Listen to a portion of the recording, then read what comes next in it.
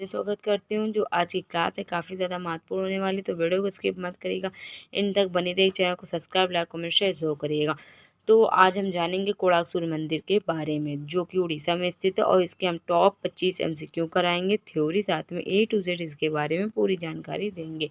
तो आप वीडियो पे बने रहिएगा, चैनल को सब्सक्राइब, लाइक, कमेंट, शेयर जरूर करिए। तो कोणार्क सूर्य मंदिर किस राज्य में स्थित है? ये उड़ीसा में स्थित है। कोणार्क सूर्य मंदिर जो है ये उड़ीसा में स्थित है, पुरी जिले में। ठीक है, पुरी जिले में स्थित है। यह बंगाल की खाड़ी के किनारे बना है। पुरी शहर यह 35 किलोमीटर उत्तर पूर्व भुवनेश्वर से इसकी दूरी 65 किलोमीटर है। यह मंदिर जो है कलिंग वास्तुकला का सर्वश्रेष्ठ उदाहरण माना जाता है, और यूनेस्को ने इसे 1984 ईस्वी में विश्व धरोहर घोषित किया और मंदिर को घोषित किया। ठीक है, और मंदिर का निर्माण कब हुआ? तो ये 13वीं शताब्दी में कोणार्क सूर्य मंदिर का निर्माण हुआ था। क्वेश्चन नंबर 2, कोणार्क सूर्य मंदिर किस देवता को समर्पित है? ये सूर्य देवता को समर्पित है। तो यह मंदिर जो है हिंदू देवता सूर्य को समर्पित है। सूर्य को संस्कृत में अर्क भी कहा जाता है, और मंदिर का डिजाइन सूर्य के रथ जैसे बनाया गया है।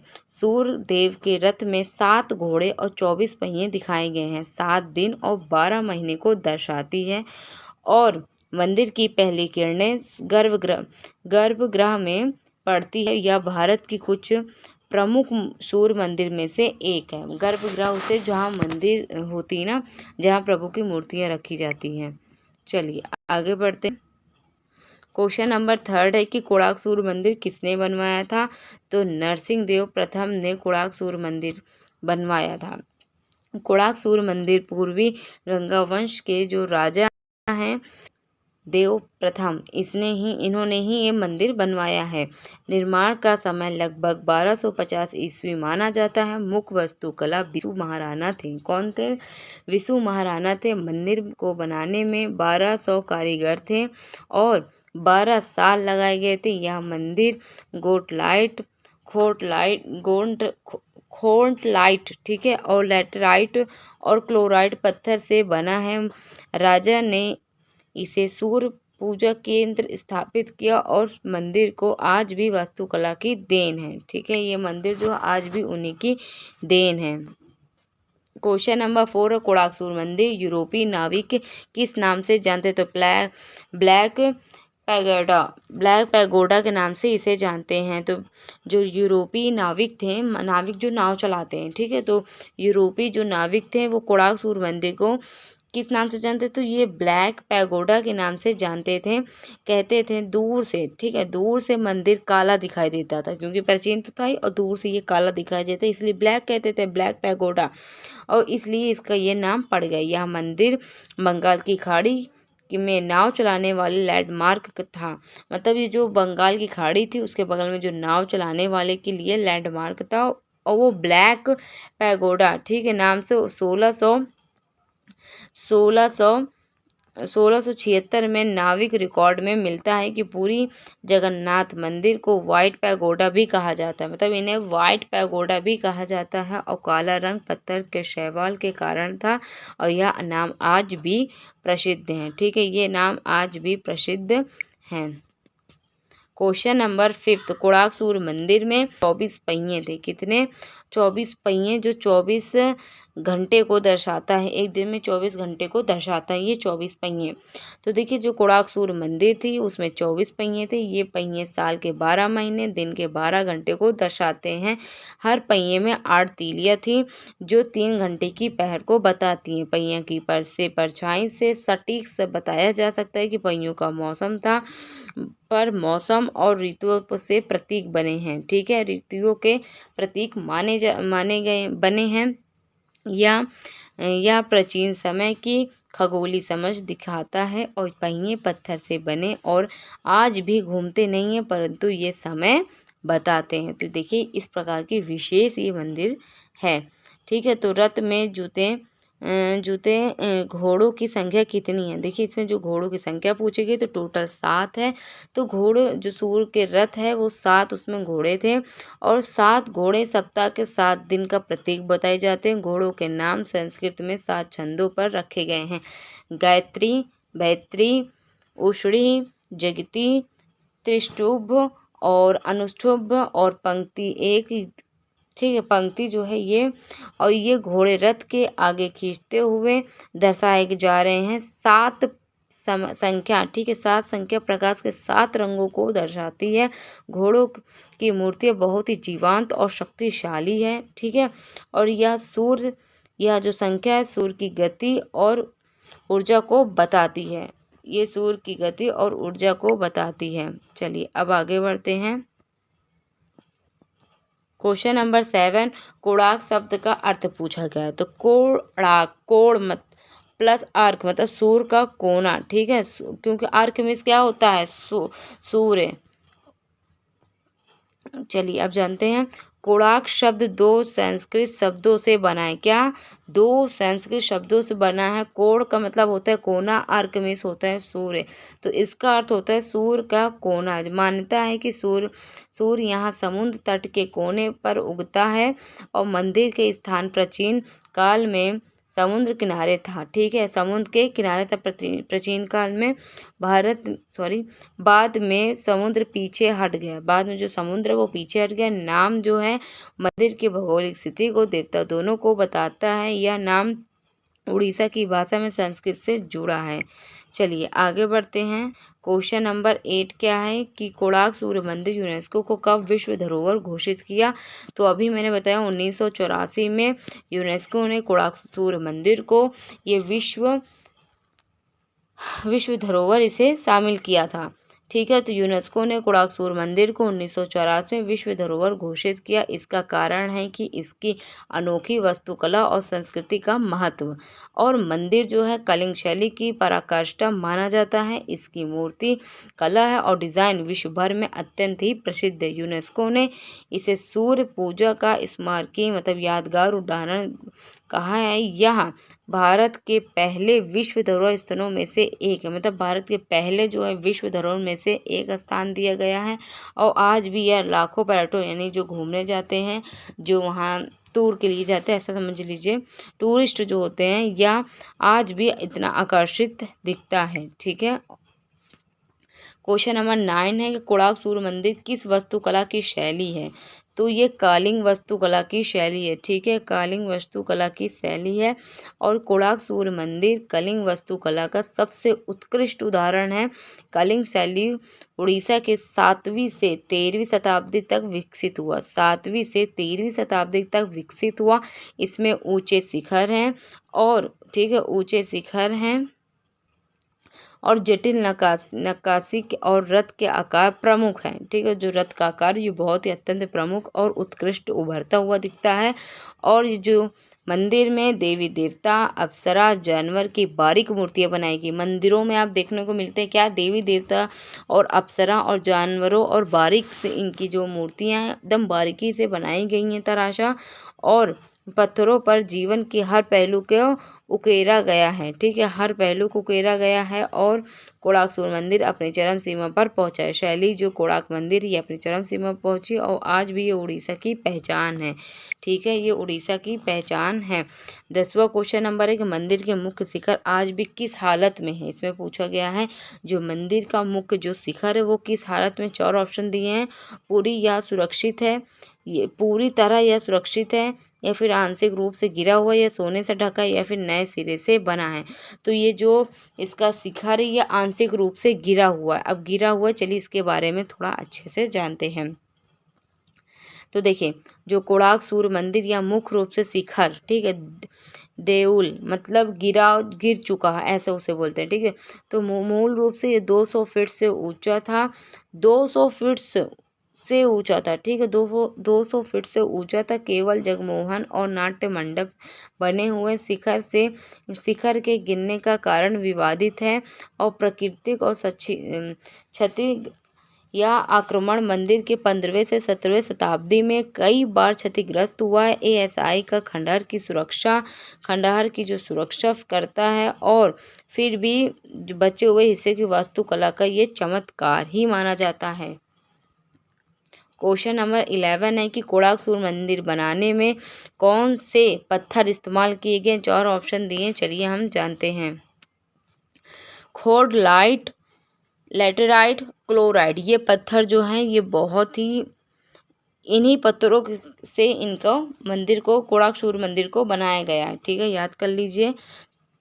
ये 3 प्रकार के पत्थर से बने हैं, कोर्डलाइट, लेटेराइट और क्लोराइड। ये पत्थर बंगाल के खाड़ी से लाए गए हैं और ये जो खोडलाइट काला है और मजबूत होता है। लेटेराइट जो लाल रंग का होता है, जो आसानी से तराशा जाता है, जो मतलब इसे आसानी से तराशा जाता है। और जो क्लोराइड या रंग में चमकता है। इन पत्थरों को बारीक नक्काशी और संभव है अलग अलग रंगों में मंदिर आकर्षित, और यही आज पत्थर जो टिकाऊ और यही आज जो मंदिर की खूबसूरती को बढ़ाता है। देखिए कितने चमकदार पत्थर हैं। ठीक है, कोणार्क जो मंदिर है इसकी नक्काशी क्या दर्शाती है, तो देखिए देवी देवताओं और जानवरों का दृश्य और जीवन का जो दृश्य है इसको दर्शाती है।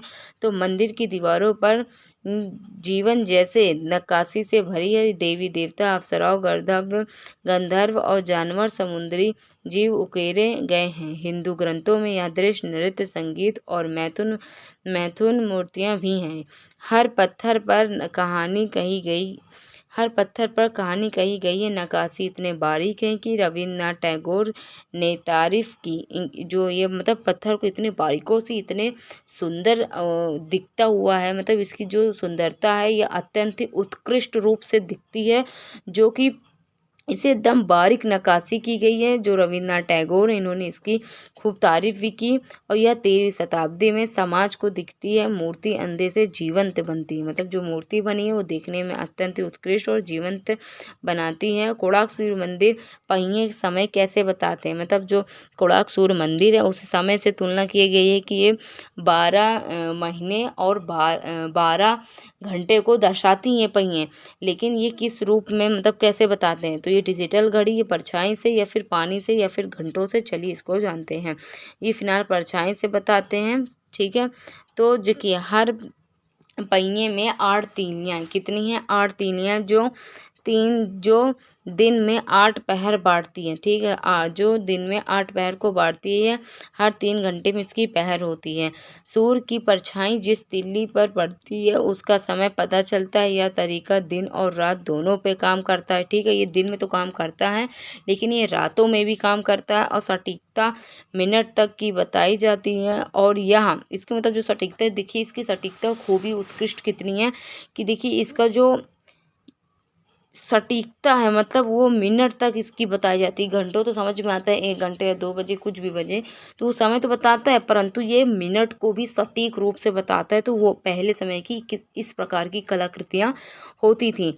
यह प्राचीन भारत का संग्रहालय विज्ञान और कला अनोखा मेल है। आज भी इसमें सब देखते हैं, पैटर्न जो होते हैं आज भी देखने जाते हैं। मंदिर पर वर्तमान में किसके संरक्षण में है, तो ये ASI यानी भारतीय पुरातत्व सर्वेक्षण में है।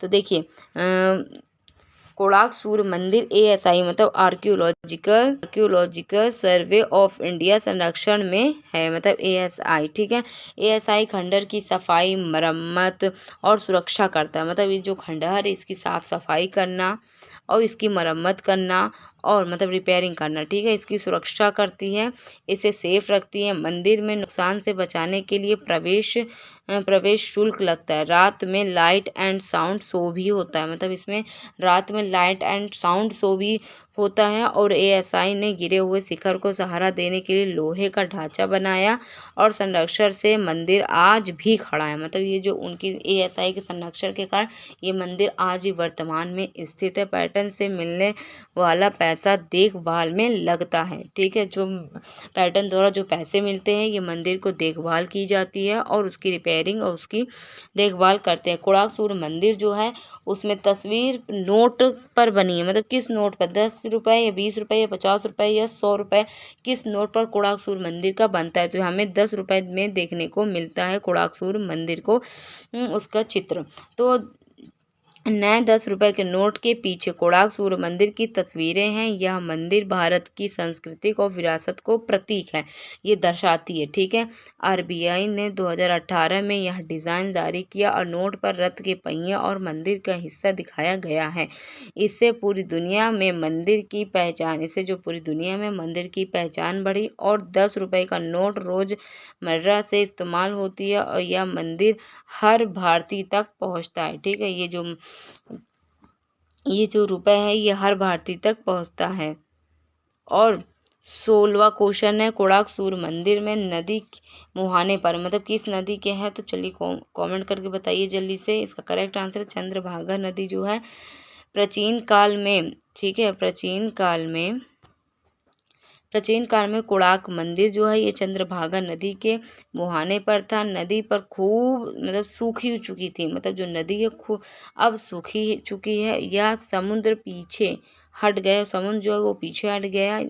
तब तक मंदिर सीधे समुद्र तट पर लगता था। नाविक को दूर से मंदिर दिखता था और जो काले रंग से दिखता था उसे किस नाम से जानते हैं? ब्लैक पैगोडा नाम से जानते थे। और चंद्रभागा को पवित्र माना जाता था, मतलब इस जो नदी है चंद्रभागा को पवित्र माना जाता, जिस प्रकार गंगा को हम मानते हैं, आस्था विश्वास रखते हैं, उसी प्रकार तो नदी के किनारे स्नान और पूजा होती थी और नदी के अवशेष ही बचे हैं। आज भी नदी के अवशेष ही बचे हैं।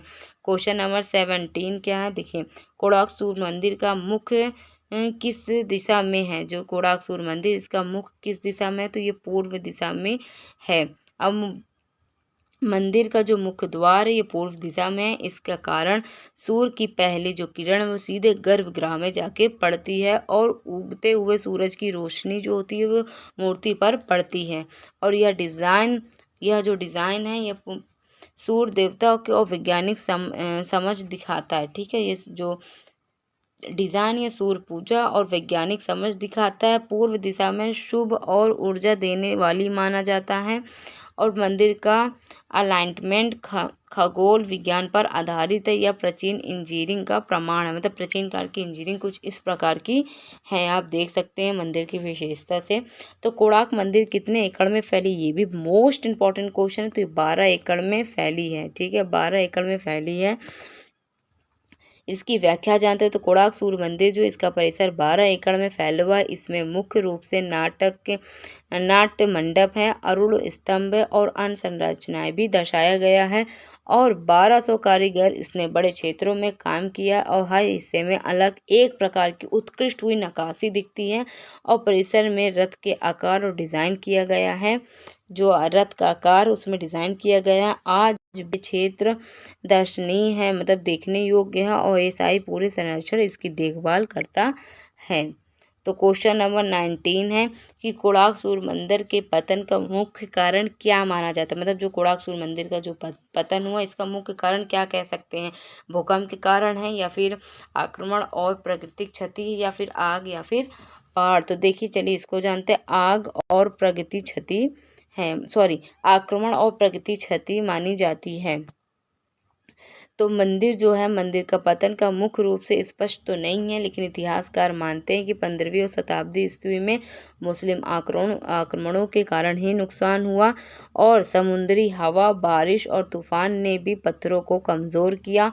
मुख्य शिखर पर भारी वजन के कारण, मतलब ये जो मुख्य शिखर है उस पर भारी वजन भी कारण बना और मानते हैं कि चुंबकीय पत्थर को हटाने में संतुलन बिगड़ा और आज भी यह हिस्सा खंडहर फिर भी इसकी कला जो है आज भी चमत्कार मानी जाती है।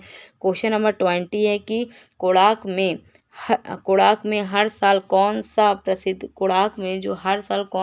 त्यौहार मनाया जाता है? हमारे पास 4 ऑप्शन है। तो कोणार्क नृत्य महोत्सव मनाया जाता है हर दिसंबर, मतलब साल का जो अंत महीना होता है दिसंबर, उस महीने में कोणार्क मंदिर को कोणार्क नृत्य महोत्सव मनाया जाता है। इसमें भारत के प्रसिद्ध शास्त्रीय नर्तक प्रदर्शन करते हैं। मंदिर के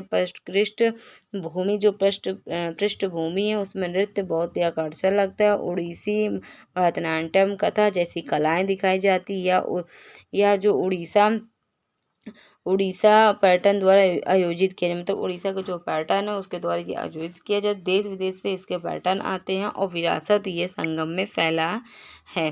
क्वेश्चन नंबर 21 है कि क्वेश्चन नंबर 21 क्या है कि मंदिर में अरुण स्तंभ कहाँ से लाया गया। जो अरुण स्तंभ ये सूर्य मंदिर से लाया गया। अरुण स्तंभ मूल रूप से सूर्य मंदिर के सामने, ठीक है, मूल रूप से सूर्य मंदिर के सामने ब्रिटिश काल कोलकाता से ले जाया गया है। बाद में पुरी जगन्नाथ मंदिर सिंह द्वारा सामने स्थापित किया गया है और स्तंभ पर सूर्य की सारथी और अरुण की मूर्ति है। ठीक है, अरुण की मूर्ति या स्तंभ जो है मंदिर स्तंभ महत्वपूर्ण हिस्सा है जो आज भी जगन्नाथ में देखा जा सकता है। कोणार्क सूर्य मंदिर का जो संबंध हमें बताता है। ठीक है, तो इस प्रकार से ये मंदिर की विशेषता है, ध्यान दीजिए।